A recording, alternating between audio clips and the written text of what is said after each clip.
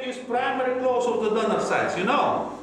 Yes. If, for example, flap is less the soft tissue defect, I can combine or a shaping of the flap. Perforator, flap in perforator flap, you know? I decided reshaping of the flap. Reshaping like this one. And Когда я увидела, и у меня какая-то боязнь была. Я всегда старалась на глазом суспека очень не попадаться. Он требовал, у каждого хирурга, допустим, по планерке стоит операция, он поднимал этого хирурга, спрашивал, что ты планируешь, что ты будешь делать в этой операции пациентки. Он никого не выделял. Такой шеф. Я, по-моему, один раз опоздал, и то на 2 минуты, мне кажется, за целый ординатур. Больше не опоздал. В это время никто не опоздал. Если он шел по коридору, я старалась куда-то завернуть. Но при всем при этом он меня во время ординатуры заметил. Если у него настроение было хорошее, он рассказывал анекдоты, ну, тогда всем было весело, да? То есть и анестезиолог смеялась, и операционная медсестра. И иногда нам выпадало там, допустим, ассистентам что-то сказать, и иногда спрашивал вот так. А так нам было запретно разговаривать, говорить, что-то спрашивать. Если у нас какие-то вопросы были, мы задавали только после операции. То есть он тоже приучил к этому, то есть во время операции лишних разговоров не было. Никаких лишних движений, только 10. Полезные только 10. Ну, некоторые хирурги там пытаются, это нет. Четко поставленная цель. Чук-чук-чук. Как часы работал. Ну, с Аспековичем было выполнено более 15 тысяч операций по реконструктивной хирургии, после ожоговых деформаций, по исправлению этих деформаций, после опухолевых деформаций, посттравматических состояний и также эстетических операций. Им было выполнено более 15 тысяч, мне кажется, даже больше.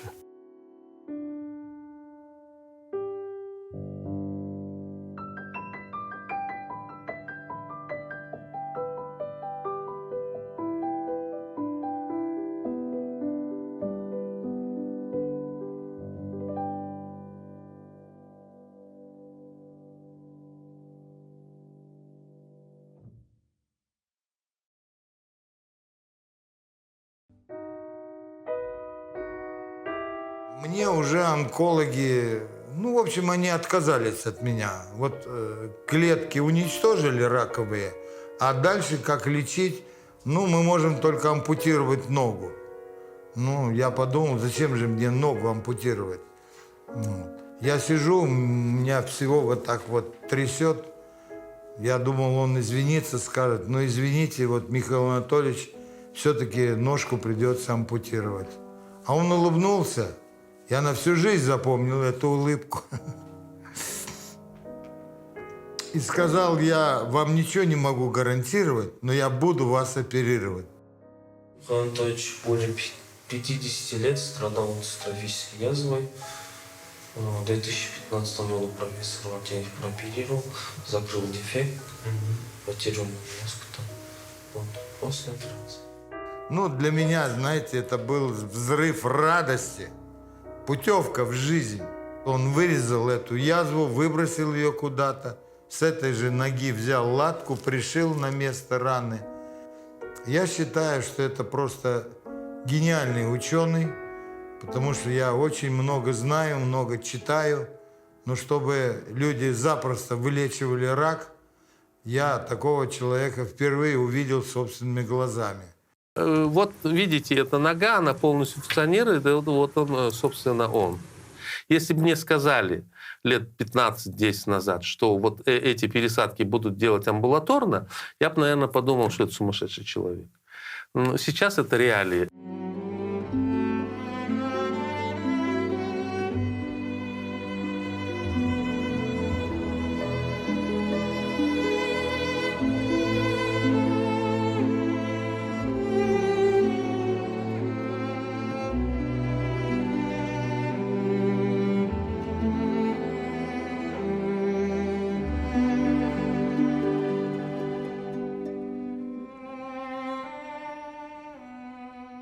Я помню, вот на Окинаве, когда мы... Да, на Окинаве, в Японии. Его не просто пригласили с докладом, его пригласили в президиум. Вы знаете, я вроде даже старше его, да, но я всегда считал, что он старше. Старше не по возрасту, вот, а по своему положению, потому что так получалось, он делал много лучше. В 2008 году мы были вместе в Упсале. Там проходил международные курсы по пластической хирургии. Приезжали молодые доктора со всех стран европейских, и в том числе был курсант из Владивостока, то есть я. А Муса был моим преподавателем. В Хельсинки, в Финляндии.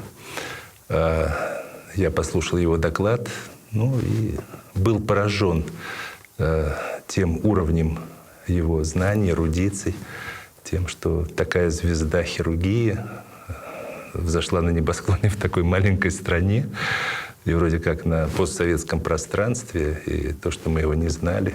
And Musa, he was a kind of people to show, outstanding surgeon, talented, innovative, very easygoing, very humble man, good teacher, good mentor, and at the end he was very affordable. That is what the people like, the people that like to be close. Он очень талантливый человек во всех отношениях.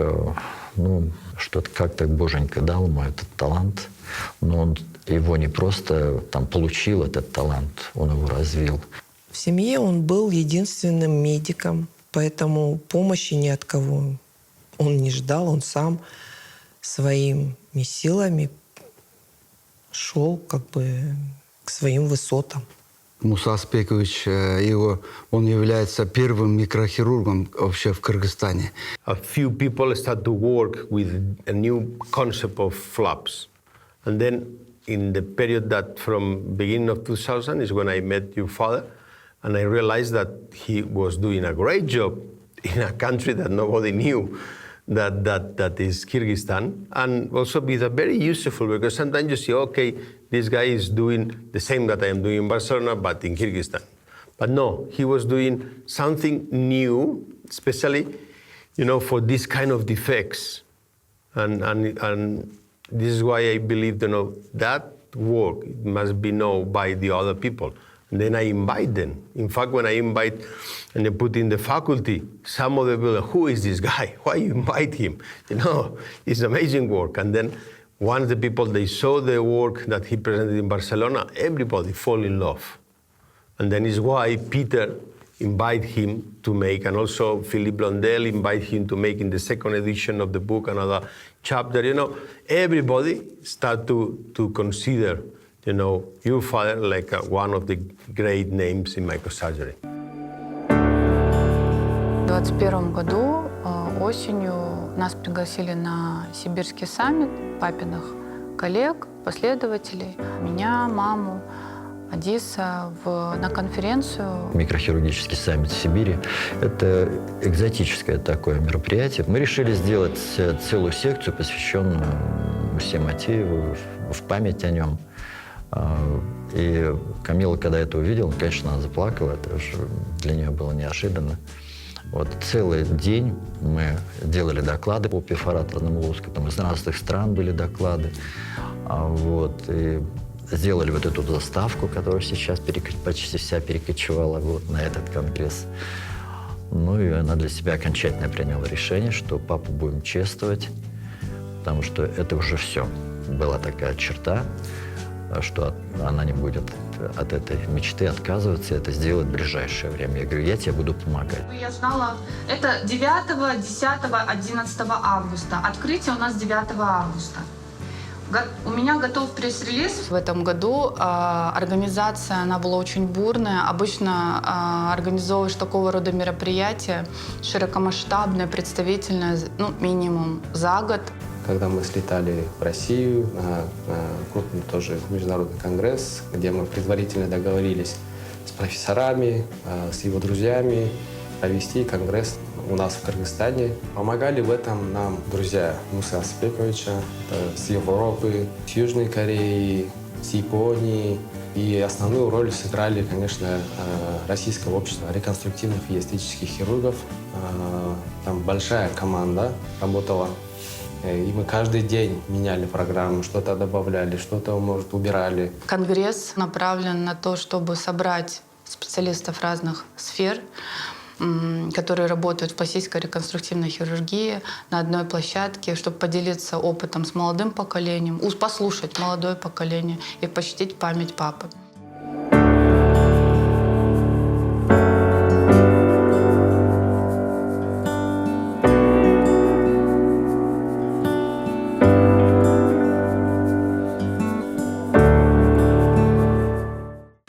Уважаемые коллеги, понятно, что это трогательный момент. Я хочу представить, как будто я Муса. Вот как бы он вышел на сцену, чтобы он стал рассказывать, понятно, что не в этих ситуациях, а вообще. Как он все время выступал, Камила сказала об этом немного. Сказал бы о своей стране. Он всегда начинал с этого. Он для меня был ученым-новатором. И, может быть, я попытаюсь остановиться вот на этом вопросе. Для человека, как ученом-новаторе, многое того, что я сейчас буду говорить, я узнал после его смерти. И это тоже важно, потому что человек продолжает учить нас уже после того, как его не стало. И это, наверное, о многом говорит. Хирургическое мастерство, класс хирурга, заключается в том, что он может избежать ненужных операций. То есть все равно это прежде всего профессиональный подход и прежде всего голова. К нему пришла одна бабушка.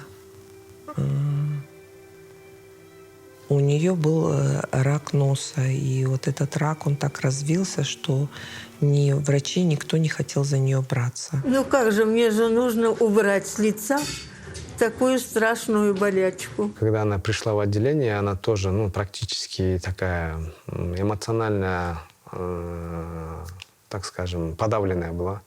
Потому что ей сказали, максимум тебе осталось жить 2-3 месяца. Потому что у нее были метастазы в легких, даже в печени, по-моему, были. Стоял зловонный запах. То есть мы надевали маски, и мы знали, когда она заходила, что это она пришла, да? И Муса все-таки он думал и решил ее прооперировать. Он очень переживал, думал, потому что возраст, наркоз. Мусаспек что сделал? Он выбрал очень простую тактику. То есть он ее обследовал, и под местной анестезией он иссек ей вот эту опухоль на носу. То есть полностью убрал, почистил. И все. И начали лечить вот эту рану. И потом из лба он на сосудистой ножке пересадил лоскут. И вот так вот за 2 недели у нее закрылась рана, удалили опухоль полностью. Она, такая счастливая, ушла из отделения. И потом через 3 или 4 месяца она пришла, обследовали ее, а у нее метастазов в легких, в печени ничего не было. То есть она вот так вот осталась жива, да? То есть настолько вот эта операция, которую выполнил Муса Аспекович, ей эмоционально помогло, да? Что рак у нее в теле исчез. Даже метастазы исчезли, да? Чтобы человек хотя бы хоть чуть-чуть, прожил полноценно, спокойно, чтобы ее люди воспринимали и тянулись к ней, потому что от нее же все отвернулись. Он всегда хотел людям возвращать полноценную жизнь.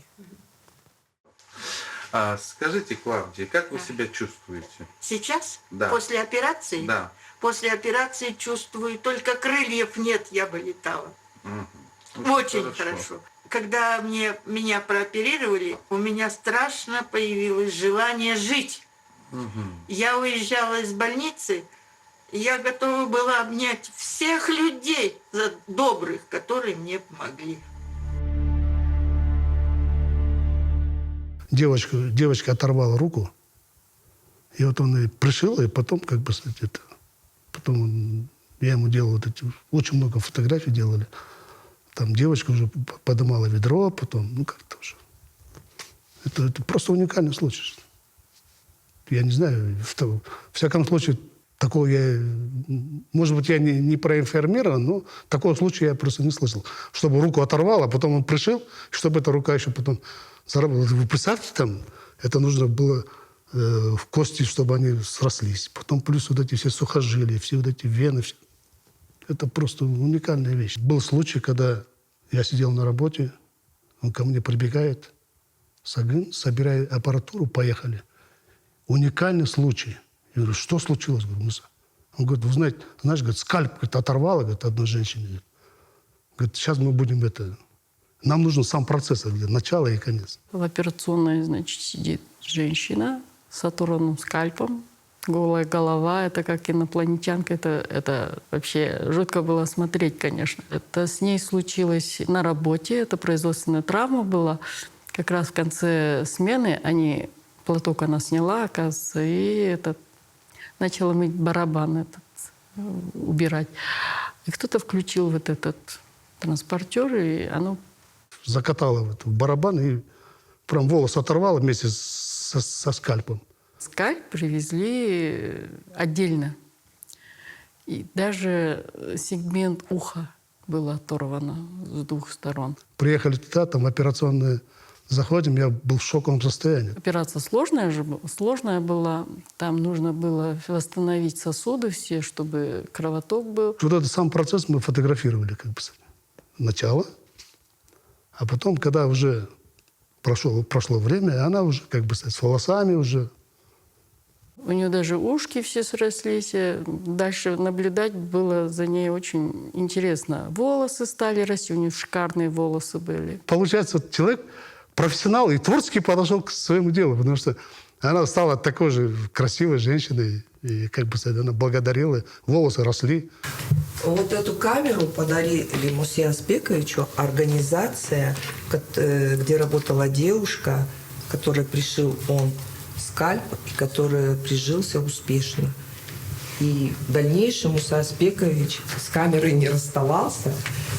И вот на этом фоне фотографировал пациентов до и после операции. Папа всегда фотографировал своих пациентов до и после. Когда мы готовились к конгрессу, папа сам готовился, но когда я ему переводила, я видела абсолютно все фотографии, неважно, это палец, рука, нога, голова, все фиксировалось до и после фиксировалось после операции, через месяц, через 3 месяца, 6 месяцев, год. То есть и бывало 5 лет. То есть он поддерживал связь со своими пациентами, потому что это в любом случае часть науки, и он постоянно старался публиковать свои результаты, делиться своим опытом в журналах отечественных и международных.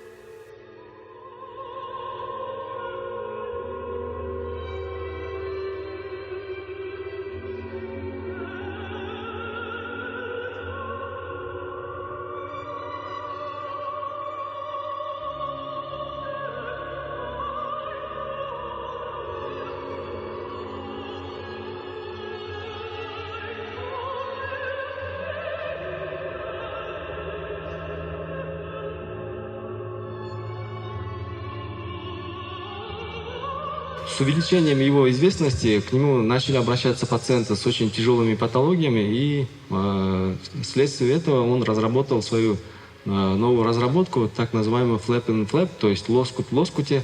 Это пропеллерный лоскут, который делится по частям, не разрушая кровообращение в лоскуте, и тем самым дает возможность закрывать дефекты различных размеров и диаметров. Вырезается лоскут, выделяется, да, из определенного участка тела, это в основном из руки. Потом в этом же лоскуте, этот же лоскут делится на несколько частей, это 2-3 фрагмента, но при этом сохраняется кровообращение в каждом лоскуте. То есть сам лоскут на сосуде берется, и на этом лоскуте выделяется еще 3 лоскута. И потом их можно ротировать на 90 градусов, 180 градусов, 360 градусов. Это очень уникальный метод в хирургии. Да? И, допустим, сосуд пересадили там, где есть рана, и потом вот эти лоскуты на этих сосудах можно менять форму и закрывать любой формы, конфигурации дефект. Округлые, квадратные, треугольные, неправильные формы. То есть это очень уникальное решение такой проблемы, потому что в мире это призналось, да, когда он это представил, когда он презентовал, сказал, это же лоскут в лоскуте, flap in flap, то есть это вот китайцы или японцы назвали ему. И после этого вот это название вышло, flap in flap. Flap interfaracer flap, you know, I decided reshaping of the flap, reshaping like this one. And in this I reshaping this one. In this part I a little bit reshaping, you know. You can see here. You see? Yes. Nice work, great. No, the atlas is an atlas about microsurgery, and the main editor is Peter Nelligan, that is one of the big names around the world in microsurgery, but especially is living in America. And in American world, they are very strict when they accept any kind of contribution. And then Atlas is something that is extremely useful for people who want to start doing kind of, learning in some techniques. Why? Because Atlas is very visual. You can follow the surgery step by step, and then is the way to make the right approach, especially in places that they cannot, see the surgery because there are not expertise in that countries or in that hospitals. Is one of the most, useful tools for education. Yeah, in that particular publications, the editors are very strict. You cannot join if you has not a very, very strong background. You need to have any kind of innovation. It means you need to be pioneer in something. And this is why, your father, he make a great contribution especially in one flap that it was very old, the radial forearm, but his approach was very innovative because, in fact, he managed how to take this flap in different subunits and then with the little vessels, and then from something that is sometimes difficult to cover one big area, you could cover bigger area. And that was a great contribution. Составляет около 8,5 на 7 сантиметров. То есть лучевым лоскутом, одним целым лоскутом мы не закроем, а лоскут будем делить на 2 по методу профессора Матеева. Флап-ин-флап, лучевой лоскут в лоскуте. Основное – это любовь к людям и к своей профессии. Я очень люблю, когда есть возможность помочь. И это не громкие слова, но действительно я получаю от этого удовольствие. И второй момент – это стремление к творчеству. То есть пластическая хирургия – это не как любая специальность. Может быть, даже здесь больше возможностей подходить творчески, потому что это как художественная специальность. То есть изменять форму, все. Там очень много подходов, очень много методов. И это мне очень нравится. Вот знаете, он оперировал, когда это надо было видеть, как он оперировал. Он никогда не делал лишних движений. Никогда. Он знал, что от него требуется, что он хотел, и как этого добиться. Никогда не торопился, никогда голос никому не повышал, ни операционным сестрам, ни своим ассистентам. Спокойно мы работали. Он очень быстро оперировал, да. Четкий у него, никаких лишних движений в ранней операции. Четко работал. Каждый его разрез был продуманным. То есть он просто так вот лишний разрез не делал. Я всегда замечала во время операции, там Муса Спекович мог во время операции просто остановиться на какие-то секунды, глаза закрыть и дальше продолжить. Он работал под музыкой в операционном блоке. Такая классическая, успокаивающая, бодрящая музыка или джаз, вот так вот примерно. Он очень любил джаз и классику, да? И у него были свои диски, он сам подбирал эти произведения, то есть он сам покупал или записывал. Муса Спекович во время операции шутил всегда, анекдоты рассказывал, все мы смеялись. Он мог один анекдот рассказывать по несколько раз. Мы уже его говорим, Муса Спекович, мы уже знаем этот анекдот. А он говорит, да? А чего вы не смеетесь? И сам мог посмеяться. Ну, тогда всем было весело, да, то есть и анестезиолог смеялась, и операционная медсестра.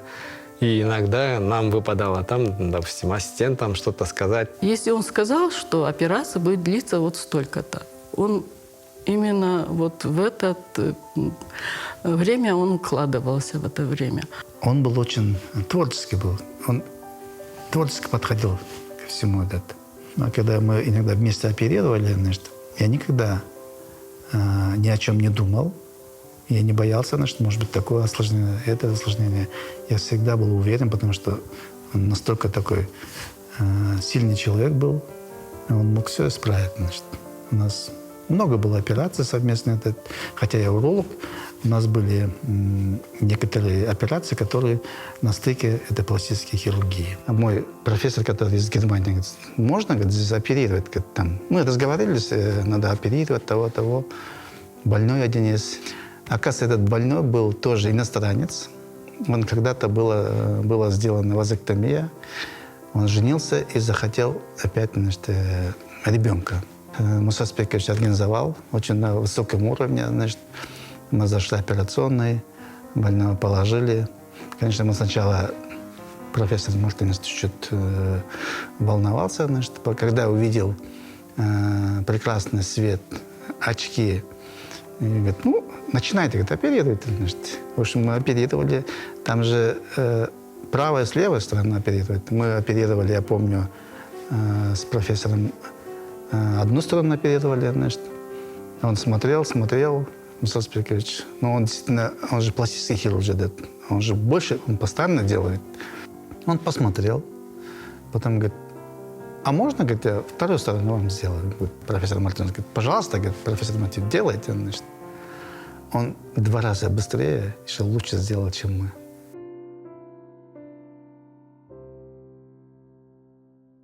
Молодой парень, лет 20, попал в автоаварию на уровне нижней трети голени, отрывной перелом, открытый отрывной перелом ноги. Конечность висела в кожных лоскутах только, и он ночью мне звонит, Арстан, давай приезжай, помоги мне. Я ему соединил костные ткани, и вместе работали. Очень слаженно. И вот он следующий день меня вызывает, и он мне показывает вот эту нашу операцию. Конечность живая, обычного цвета кожи, никаких изменений, там, нарушения сосудистого происхождения и так далее, ничего нету. И где-то 1,5 года он мне повторно показал этого парня.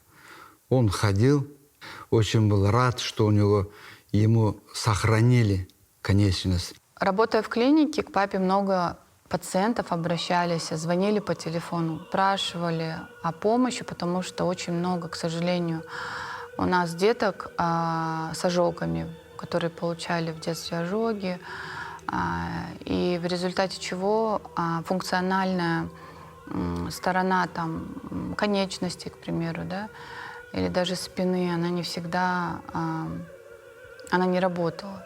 Я статистику еще поднимала. Вот год дети в основном, да, получают ожоги от 1 года до 7 лет по статистике. И каждый год получают более 5000 людей получают ожоги. Именно вот у кого социальное положение низкое, да, вот у кого нет условия, у них они больше страдают. Папа понимал, что есть очень много пациентов, которые физически даже не могут приехать в Бишкек. Нет средств приехать и даже сделать анализы. Поэтому таких пациентов папа, конечно же, хотел прооперировать абсолютно бесплатно и помочь. Но для этого он понимал, что пациентов очень много. Вот, и нужна какая-то хотя бы финансовая поддержка каких-нибудь партнеров для того, чтобы помочь большому количеству пациентов из региона. Он всегда переживал за своих пациентов, особенно за детей. Муса Спекович организовал благотворительный проект с участием иностранных зарубежных хирургов. Это с Аргентины и Мексики, да? И тогда в течение 1 месяца было выполнено около 200 операций. Благотворительных, реконструктивных, сложных операций. И я участвовал там как волонтер. С врожденными пороками после травм, большинство было после ожоговой деформации. Зарубежные хирурги оперировали врожденные патологии расщелины губ, неба. А Мусаспекович оперировал по всему телу ожоговой деформации.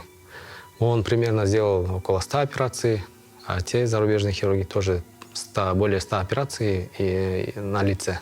У очень многих была благодарность Мусаспековичу, что он сам искал спонсоров, все это делал.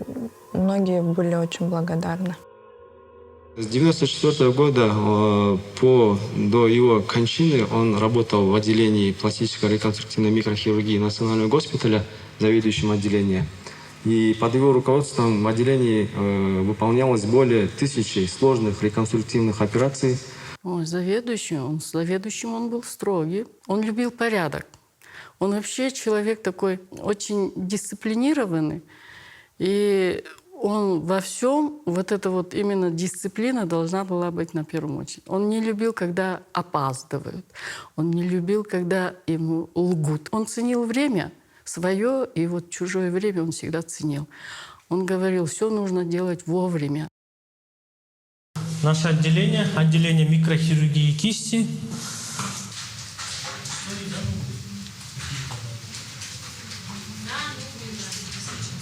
Некачественные, да, какие-то?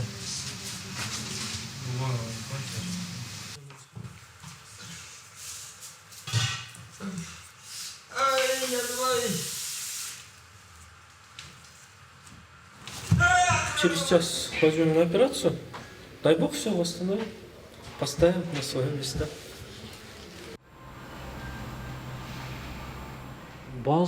Единую базу он ввел, которую нигде никто, ни у кого нет. База с какого года? С 2012 года. 10 лет назад, в этот же день, в эту минуту, 27.07.2012 году, дежурный врач был в этом году, в этот день был Фукешев Султан Панопикович. 6:55 он был уже в отделении. В 7 часов он переодевался и заходил в ординаторскую. Проверял дежурного хирурга, принимал отчет о прошедшем дне, ночи, о пациентах, какие операции были проведены, какие амбулаторные больные, сколько обращений, как все в отделении прошло, ночь как прошла. Мы 7:15 где-то собирались. Мусаспекович заходил в 7, ровно 7:30 он заходил. 5-минутка, говорят, что 5-минутка, она же не 5-минутка. Разбор сложных случаев за сутки. У нас же экстренная хирургия в национальном госпитале. За сутки кто поступает, все мы докладывали. Раньше 5-минутку он здесь проводил. Вот эта обстановка, рабочая обстановка здесь была. Он воспитал также пациентов, да, то есть пациенты уже, приходя к нему, знали, во сколько он начинает прием и до скольки. Если они опаздывали, то он тоже их не принимал. В 8 начинал, в 8:30 консультации заканчивались, и в 8:30 уже пациента на этот день уже подавали на операционный стол. И примерно где-то 8:40-45 уже делал разрез, то есть первой операции. И вот так уже дальше 2-3 операции, до 2 часов примерно операции, только в операционной. Потом он выходил до 5 часов, всегда работал на компьютере, писал статьи, презентации делал. То есть никогда не было такого, чтобы он вышел и сидел просто так. Да? Он хотел создать в отделении такой уют. Спонсоров находил и делали в отделении ремонт. Потому что сама больница уже не всегда делала и не так часто, как нам хотелось бы. А он находил спонсоров и делали ремонт. Он первый заведующий отделение, который компьютер ставил. Все работали на компьютере, тогда было компьютера мало. Единственное отделение у нас был компьютер сотрудников, он ставил хорошие условия, даже внутри отделения. Связи были, например, перевязочным, операционным, и ординаторский, на посту все телефон поставил. Он номера даже давали. Мы не ходили, не бегали, просто телефон набрали и общались. Musa, I think it's very good, Musa, that it's possible to see movement. I think. Can we see the patient again? Yes, of course. Of course. Какие цели стоящих перед вами на данный момент вас наиболее всего вдохновляют? Создание международного центра и объединение пластических хирургов, создание, вот как наподобие у вас, медиацентра, где мы можем и интраоперационно, и послеоперационно, и дооперационно проводить консультации. Это экстремально важно. То есть мы знаем, что очень много людей едут, допустим, там, в ту же Германию, в те же Соединенные Штаты для того, чтобы получить консультацию, все. В принципе, с современными технологиями вот этот вот весь перелет, все, можно сделать с помощью той же телемедицины, и между нами будет компьютер. И мы можем спокойно общаться, и мы можем... Это возможно. Да? Это возможно. И вот это моя очень серьезная такая вот мечта. Почему бы нет? Первый, наверное, все это вводил. Мы онлайн-режиме с японцами часто проводили, с россиянами. Это непонятно, они там вопросы задавали, что он делает, как он делает. И он объяснял, сам делал, и во время операции он все рассказывал. Граница рубцовой ткани, вот она. Здесь уже практически ничего нету. Вот мы идем по лучевой артерии. Как мозгу? А мы еще не перевязывали. Еще раз привет всем.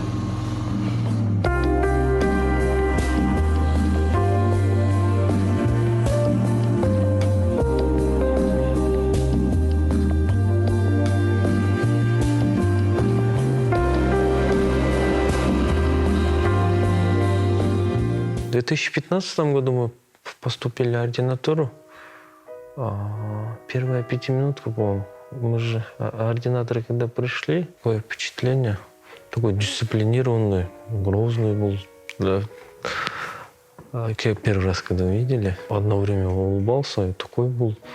Да, было тяжело, потому что он был очень требовательным. То есть, когда рабочий день начинался, если ты опаздывал хоть на полминуты, то тебя отстраняли. То есть он отстранял от работы, и в этот день ты мог, в принципе, уже не работать. Мы первый год ординатуры только помогали, ассистировали. Санитарили в первое время. То есть ты ходишь в операционный как санитар, смотришь и учишься, что, как, к чему. Потом идешь на ассистенцию. Не было лишних движений. Так как я с ним много ассистировала, я всегда понимала, что, как надо держать, где открывать. И как бы у нас операция вот молча, мы понимали. Но были случаи, когда он мне инструментом по руке давал. Потому что я неправильно либо держу, либо закрываю ему обзор. И за это я по руке получала инструментом. Старательность, трудолюбие, вот это он требовал очень сильно. И многие не выдерживали этот режим, эти требования, и поэтому некоторые приходили и уходили. Так вот, месяц-два поработают, там поучатся, и потом уже не выдерживали, уходили. И, конечно, это нелегкий путь. В хирургии самое главное – это мозг, а руки – исполнители твоих мыслей во время операции. Не навреди. Философские такие у него афоризмы были, да? Не навреди. Всегда упрощай, не усложняй. Оперируй хоть мизинец, но делай это качественно, и у тебя будет очередь до Китая. Профессионализм — это умение избежать ненужных операций. В хирургии самое главное – это мозг, а руки исполнителя мыслей во время операции. Имея четкий план операции, это убережет тебя от ошибок. Позвольте начать доклад из его таких ярких цитат. Это «не навреди». Каждая наша пятиминутка начиналась с этого слова, и он строго требовал этого принципа от каждого из нас. Получилось так, что я Мусу знал по конференциям, по его докладам. Я примерно понимал, какие кейсы будут, что он будет показывать, что он будет рассказывать. Но формат любой конференции — это максимум лекция, там 15-20 минут, в которые нужно уложиться. И понятно, что в 15-20 минут нельзя уложить весь тот бэкграунд, который был у Мусы Асапбековича. Изначально мы планировали программу где-то сделать часовую, такую часовую беседу, чтобы он показал и рассказал. Но мы сидели в студии, общались почти 2 часа. Это все пролетело на одном дыхании.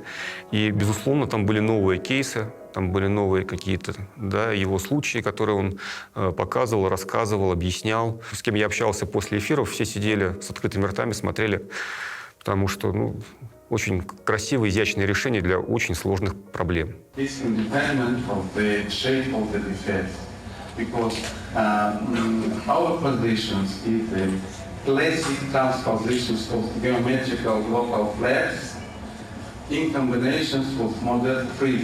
Муса Асапбекович выходил на сцену на любой конференции делиться своим опытом в первую очередь. Он это делал очень просто, он это делал очень дружелюбно и всегда очень открыто. Он был открыт к любым вопросам, он был открыт к любым комментариям. Он так спокойно, таким доброжелательным голосом все это подает. Его вот это, знаете, магическое, вот это вот донесение материала, когда изливается не только информация, но и доброе отношение к слушателям. Это особенность. Когда он выступал, от него чувствовался посыл в зал о том, что, ребята, смотрите, это можно делать так. Если это сделал я, вы это точно сделаете. И не было никакого ни пафоса, ни какой-то иронии. Искренность и открытость его выступлений — вот что его отличало. Там же вообще в Европе, в Америке, там хирург отвечает только за одну часть органа, например. Вот только за кисть, только за предплечье, только за голову. Отдельные хирурги. За ногу. А Муса, он все, и ноги, и руки, и голова, ну все у него, он универсал. И поэтому у него доклады все проходили, и он бегал по аудиториям, потому что в одной аудитории кисть докладывает, в другой аудитории там про голову докладывает. И у него всегда выходило 5 докладов, и он вот бегал по этим аудиториям по времени, чтобы все совпадало, чтобы он успевал туда докладываться. И он в конце всегда показывал: это мой дом на карте. И благодаря отцу любого пластического хирурга в мире спросите про Кыргызстан. Каждый знает, где он находится, и каждый знает, что есть Иссык-Куль. Потому что в каждой презентации его, а он на всех конференциях делал презентации, был спикером, сколько разных стран его приглашали, да, как бы и гражданство предлагали, и так далее. Он всегда говорил: нет, будет висеть кыргызский флаг.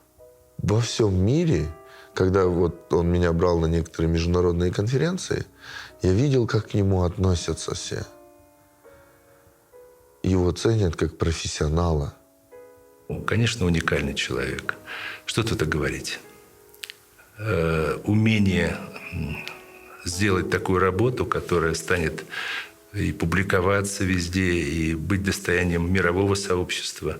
Огромное достижение всего Кыргызстана. Ну и благодаря, конечно, профессору Матееву. Как-то один раз, когда мы опять готовились к очередному конгрессу с папой, он готовил доклад. Я у папы спросила: папа, почему ты не пишешь Мырзабек Матеев? Это же твое имя по паспорту. А он мне говорит: Камила, ты не понимаешь. Смотри, говорит, на конгрессе собираются там, 50 стран мира с разных регионов. Вот. Очень важно, чтобы твое имя и фамилия, оно было, называлось просто. Потому что если я скажу Мурзабек, не каждый может это понять, произнести. И здесь очень важно, чтобы тебя запомнили. В то время, это сейчас много информации, а в те времена нужно было где-то найти литературу иностранную, и, как правило, ее не было. И вот когда мы были на учебе, там же у хирургов иностранных, у них доступ к литературе, не такой, как не сравнить с нашим. У них были мануалы, были современные руководства, были современные статьи, и они разрешали пользоваться принтером. И мы очень много статей распечатывали, чтобы потом дома прочитать в спокойной обстановке и применить. И вот Мусан напечатал громадное количество этих вот листов, которые очень тяжелые. И когда он пошел на регистрацию, сказали, что ваш багаж превышает, и поэтому вот нужно или вот какие-то деньги искать сумасшедшие, либо вот это все оставлять в Вене. И Муса открыл чемодан, вытащил вот эти вот мануалы бумажные, пошел, взял мешок для мусора, положил в эти книги в мешок для мусора, завалил этот мешок на плечо и говорит, это ручная кладь. Его пропустили. Наши методики использовали, в частности, лучевой лоскут, знаете, похвастаться в авторской разработке. Да. Они не имеют аналогов в мире, и много проблем с этой методикой мы решаем намного проще, намного надежнее и намного быстрее, и самое главное, лучше для больного. Вот недавно мы выполняли операцию, довольно сложная операция, там нужно было скроить, скажем, одну руку из другой руки. Если взять западные стандарты, большинство стандартов, то нужно давать общий наркоз, нужно брать из живота или из других участков тела. Это длительная операция с кровопотерей и потом постреанимационным, так сказать, мероприятием и так далее. Этому больному мы сделали за 2 часа всю операцию под местной анестезией. И мы с ним разговаривали, как дела. И первое, после того, как он пришел в палату, когда я спросил, как тебя чувствуешь, он говорит, хорошо, доктор, а можно покушать? После папиного ухода мы проводили 40 дней. Папин друг, коллега, я помню, вышел и рассказал одну историю про папу. О ней я только узнала с его слов. Когда они учились в Москве, в одну ночь папу с общежития вызывает врач, доктор Дятьяшвили. Поступил ребенок с Литвы, у которой 2 ноги были отрублены косой. Вот каким-то чудом так получилось, что ее срочно привезли в Москву. 51-ю больницу, я помню, это было. Но операция, кажется, была в Филатовской больнице. Вот, и там участвовал Датяшвили. Алмаз Агандыкович сказал, что 2-ю ногу дооперировал уже папа, потому что время тоже играло большую роль. Но об этом я не знала. Папа никогда об этом не говорил. И когда я помню, что я спросила у Алмаза Агандыковича, почему вы ему, почему мы не знали, почему он говорил? Он говорит, я сам не знаю, я ему всегда говорил, выступала вот эта пациентка, она была в «Пусть говорят» программе, и много раз рассказывали про этот случай.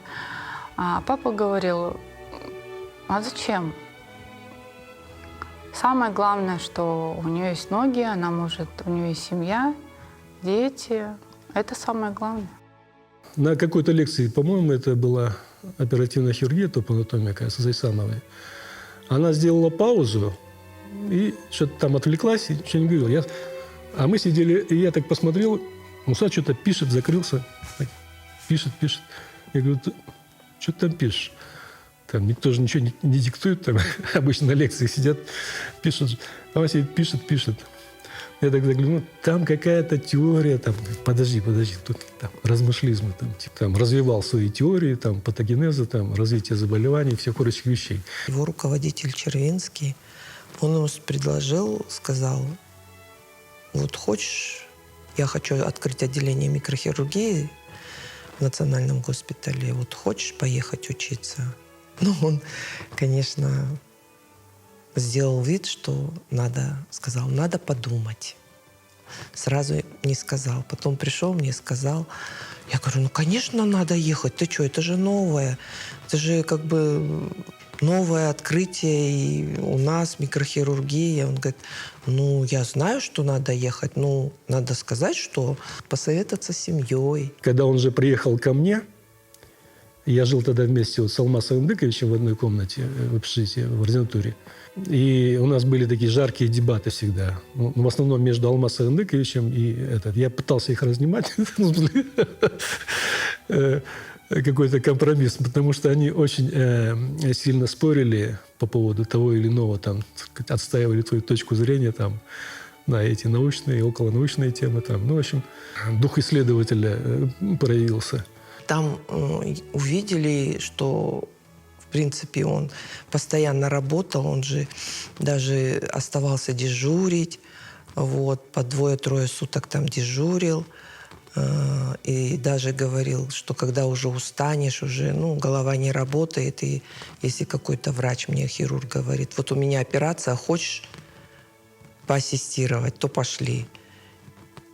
И я, хоть я такой усталый, шел ассистировать, чтобы хоть что-то увидеть, узнать. Мы открываем дверь, смотрим, стоит Акчурин. Муса Спекович, одевайтесь. Вот. А он у нас было в комнате 3 кровати. У него кровать, так как он, так сказать, был пришлый, он был у нас возле двери. Мы дальше были. Вот, и он одевался. Я говорю, что вот он потом его приглашал, он уговаривал его оставаться там и так далее. Но у Мусы уже, я так понимаю, он понимал, что у него будет другая судьба. И он, видимо, видел свою жизнь уже другую. Вот, то есть, если бы он остался с Акчуриным, там, конечно, он, может быть, правой рукой стал бы, а так он стал величайшим микрохирургом. Микрохирурги – это люди, которые, владея умением соединять сосуды и нервы очень малого калибра, могут делать такие операции, как приживлять оторванные конечности, которые могут брать участки тела и пересаживать с одного места на другое, где они в этот момент более важны. Как правило, микрохирургии нужны тогда, когда уже все шансы исчерпаны, все простые методы испробованы, и обычные хирурги просто заходят в тупик и не понимают, что делать. Сделать руку, опять же, функциональной.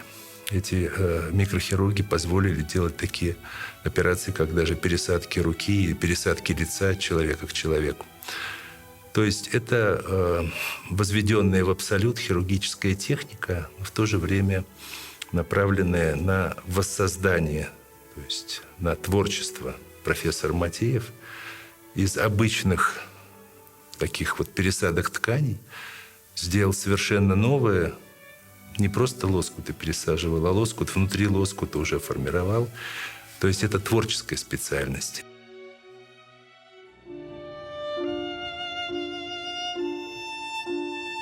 Мы восстанавливаем носы утерянные и прочее не для того, чтобы эти органы имели место у них, а для того, чтобы восстановить их душу.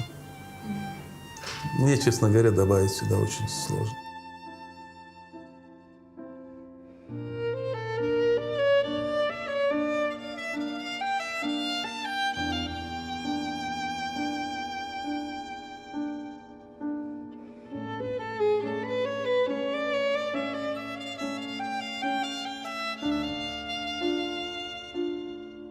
На сегодняшний день папина клиника продолжает работать. Остались в клинике работать папины последователи, ученики. Наши врачи выполняют операции по папиной методике. Результат очень хороший. Клиника в целом продолжает также оставаться, наверное, с философией папы. Это спасение души пациентов, помощи каждому.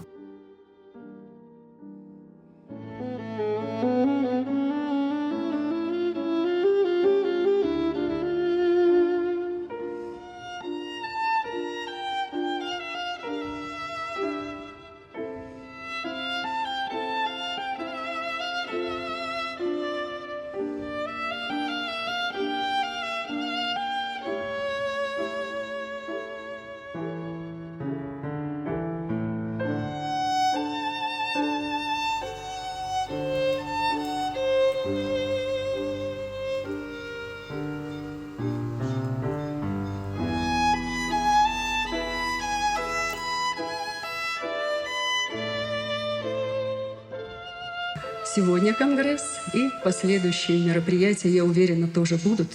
Мы будем всячески поддерживать, потому что все идет от любви, от доброты душевной, от честности, от преданности своему делу. В нормальном обществе это всегда вызывает уважение и объединяет. Спасибо вам большое.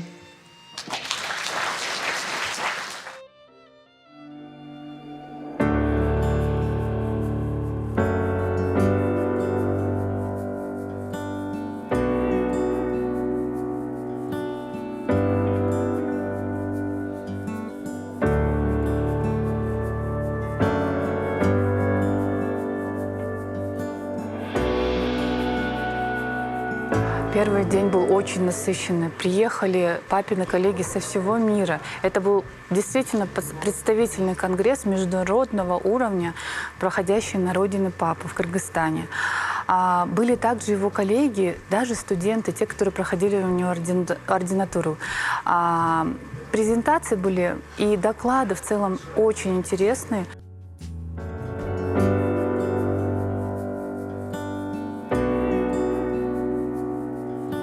На каждой секции у нас очень уникальные случаи рассматриваем, и идут такие живые дискуссии, вопросы, споры. И в конце результате мы приходим к такому-то выводу, да, на каждой секции.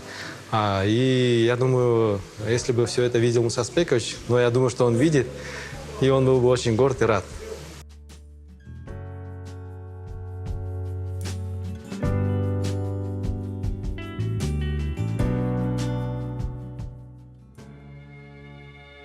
Как-то за 2 недели до моей свадьбы мы с папой ехали в машине домой. И я вспомнила, что мне нужно было подобрать композицию под свадебный марш. У меня в голове крутилась композиция Иоганна Себастьяна Баха, но я не помнила ее название. Я точно знала, что она есть у папы на диске, и я начала напевать и попросила папу найти ее. Мы ее прослушали, и я спросила: пап, что ты думаешь? Он сказал: это шикарная композиция. И она сейчас сыграет.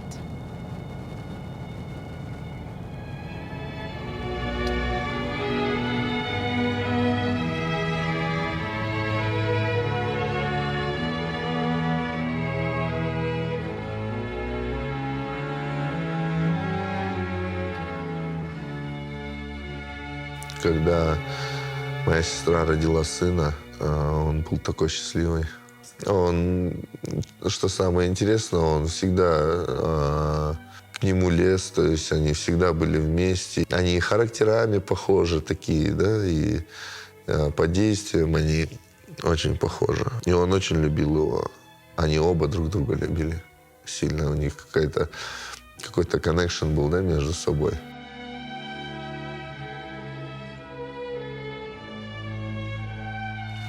Мама говорила, что папа как-то сказал: если бы я не был врачом, возможно, я был бы поваром. Ему очень нравилось готовить. Это был своего рода процесс. И один день мы провели с папой. Прям я записывала, что нужно было порезать, сколько в количестве, что нужно было ложить, когда, на сколько минут, как мешать, закрывать, количество воды. Вот. Все записала и потом готовила. Получалось очень вкусно. Мускулет прожаренный, чем он любит? Конечно. Да. Президентского. Да, он любил поджаривать. Он же рис ходил на базаре, выбирал прям отдельно с каждым, стоял, смотрел, каждую лавочку обходил. А потом, ну как плов? Ну как? Он так расстраивался, если там что-то не то произойдет, там какой-нибудь делаешь. Да, и ты не чувствуешь эту разницу, а он ее чувствует, такой: блин, чуть-чуть пережарил. Но все равно вкусный же, да, вкусный.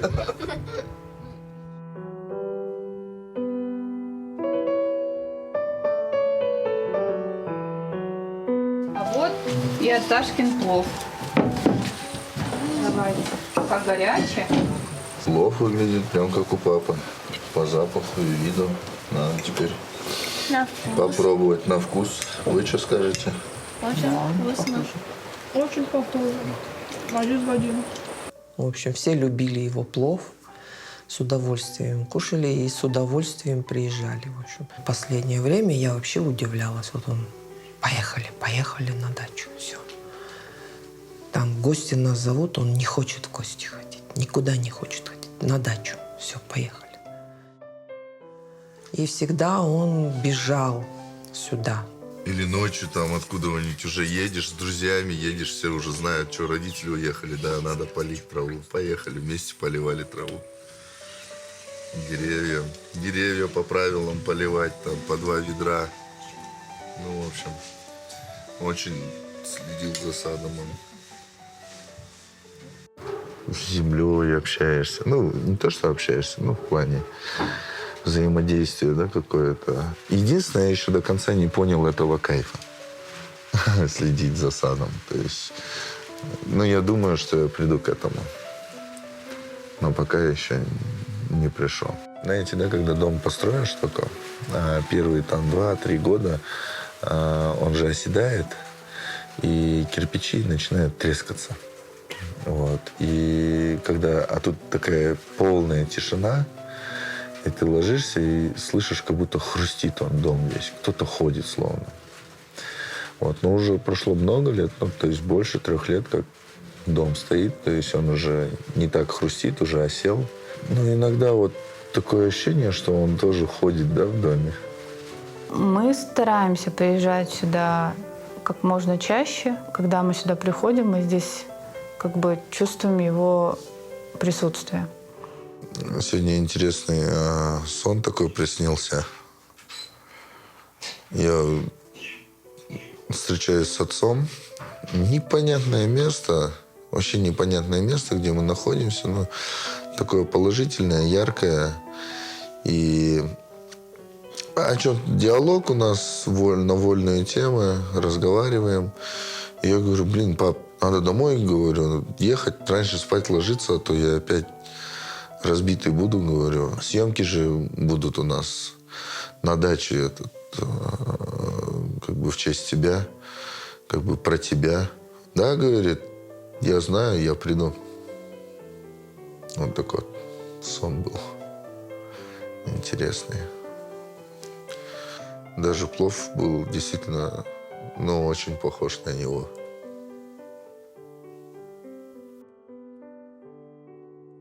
Я помню себя в детстве, папа всегда фотографировал меня.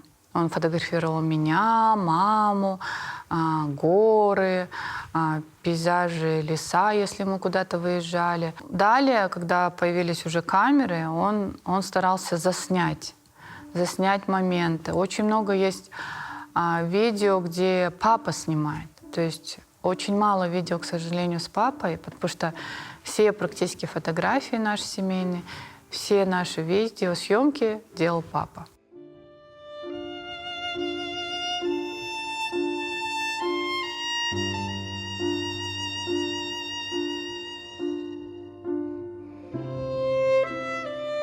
Меня снимает Дильбар Урузбековна, оператор компании GVC, совместно с Columbia Pictures. Вашингтон. Сколько времени? Время 8:12.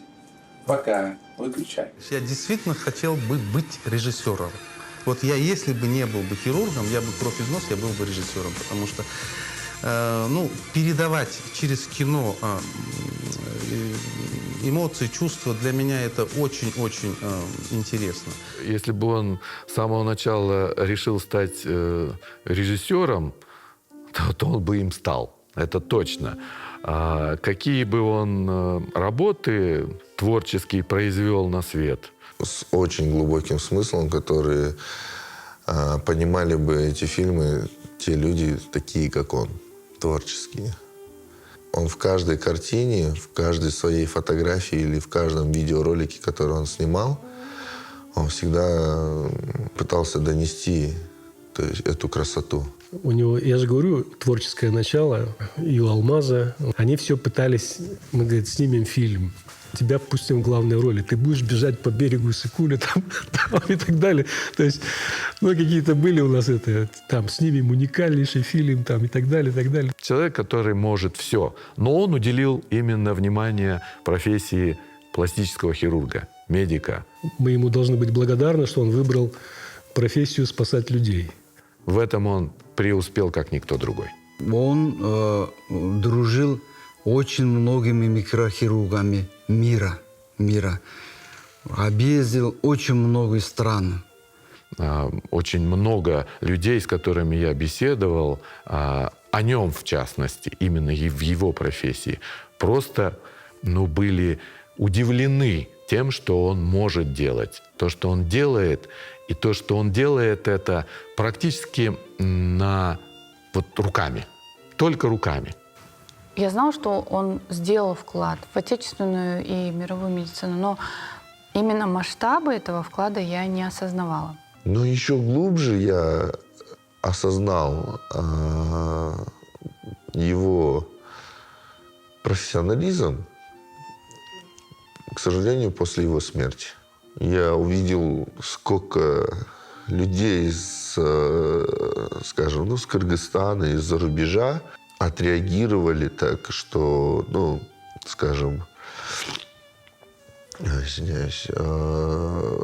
очень расстроились, его уходом. Да, он когда болел, очень много звонило. Друзей, ученики его звонили, приходили, проведывали его. И это.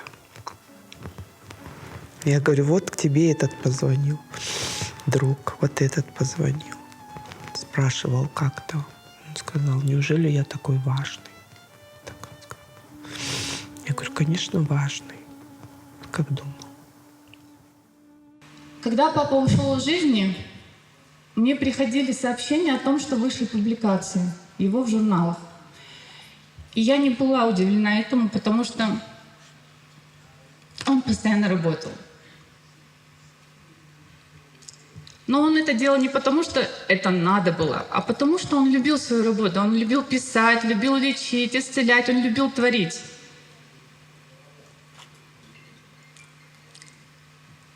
Вчера было ровно 2 года, как папа ушел из жизни. Сегодня мы собрались почтить его память. И я уверена, он был бы счастлив видеть всех вас здесь, потому что он всех приглашал посетить Кыргызстан. Он был любящим отцом, внимательным и любящим супругом, самым лучшим дедушкой и искренним коллегой.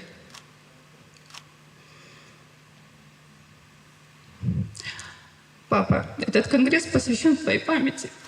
Благодарю.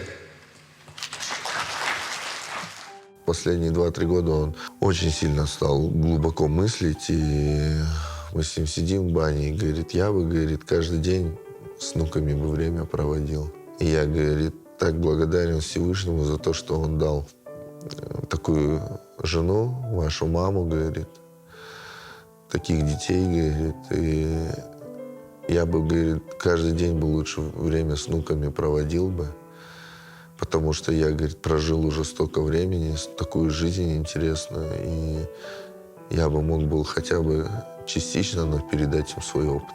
Буквально за месяц и 3 дня до его смерти, это был период пандемии, мы все находились дома. Я всегда папу поздравляла в День медика, но именно в этот раз так получилось, что я ему отправила сообщение. И я ему написала: папа, я поздравляю тебя с профессиональным праздником, желаю тебе крепкого здоровья, успехов. Ведь ты так много внес в отечественную мировую медицину.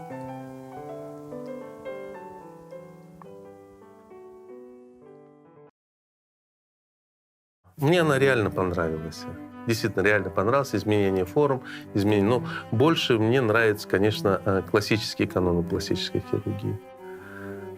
Потому что она мне понравилась. То есть любовь с первого взгляда, можно сказать. Да.